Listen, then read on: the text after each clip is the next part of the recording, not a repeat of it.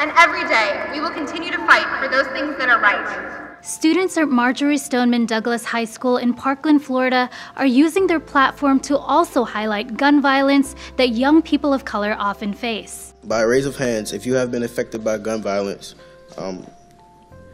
please raise your hand to honor those you have lost.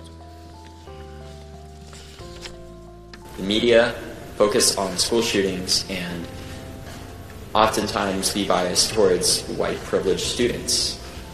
Many of these communities are disproportionately affected by gun violence, but they don't get the same share of media attention that we do. Stoneman Douglas student David Hogg says the biggest mistake in media coverage is not giving black students a voice, not just in his school, but also around the country. He calls the coverage disgusting. And if you look at a place like Chicago, if you look at a place like Liberty City, or almost anywhere that's of lower socioeconomic status or just has more people of color, the media does not cover it the same. At the March for Our Lives rally Saturday in Washington, D.C., organizers ensured all student voices were heard, even if some of their stories didn't make the front page. For far too long, these names, these black girls and women, have been just numbers.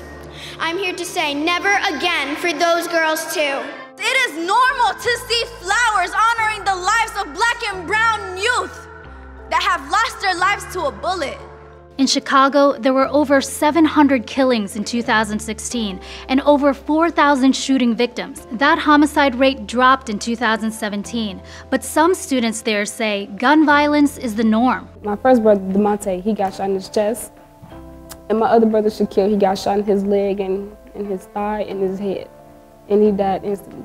So, yeah. And I too have been shot at. For 10 years, the Peace Warriors, a group of mostly black high school students from Chicago, have been fighting gun violence without national media attention. Last month, they met with Stoneman Douglas students to discuss fighting gun violence together. 17-year-old Peace Warrior Ariana Williams said, "We found our voice in Parkland. We felt like we weren't alone in this situation, and we can finally use our voices on a bigger scale." The next step for the student activists: more marches, a school walkout on April 20th, and a push to encourage others to vote. At the rally, Yolanda Renee King, Martin Luther King Jr.'s granddaughter, spoke about her dream.